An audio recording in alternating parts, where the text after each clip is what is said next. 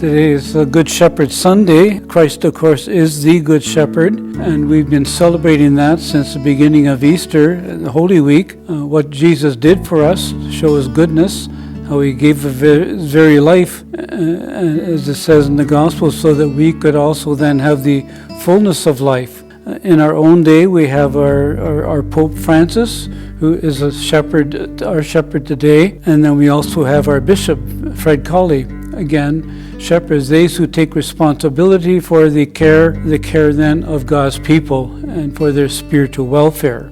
The theme of the Good Shepherd, it takes us back to the beginning, really, of our Easter season when we made our baptismal promises and remembering that we were anointed as priest, prophet, and king. Anointed as king, another word is shepherd. So we have been anointed to be shepherds. So it's not just the Pope and the Bishop, that all of us then, we are anointed then to be shepherds of God's people, to look out for God's people and not simply be concerned with ourselves.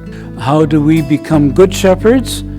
I think as you heard in the gospel reading, we have to hear His voice. If you don't hear His voice, you're not going to be inspired. How do you hear His voice? You hear it in your times that you take for prayer, one-on-one contact with Him, the time that we celebrated during, again, the Easter season, the bread of life. Being one with Him, that again inspires us to be like Him, the Good Shepherd. We hear His voice, and then we become the voice of the shepherd in the same way that now our Pope and our Bishop do the same. Being the Good Shepherd Sunday is also the time to pray for vocations.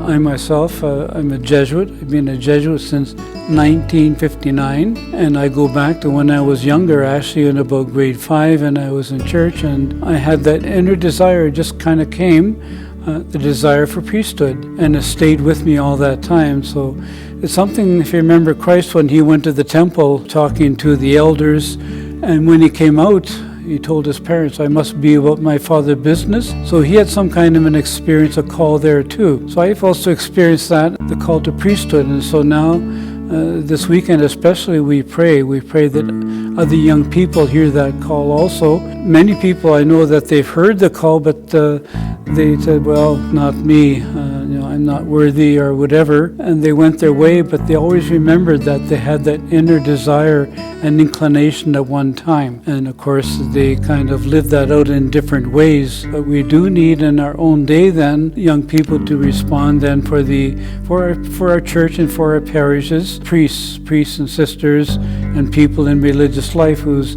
whole lives are given to the service of Christ, the service of God's people in the name of Christ. Now that I'm older, I realize it's what God does, not what I do, that's going to make the difference. And I can prepare and give the most wonderful sermon, but at least what I think it is.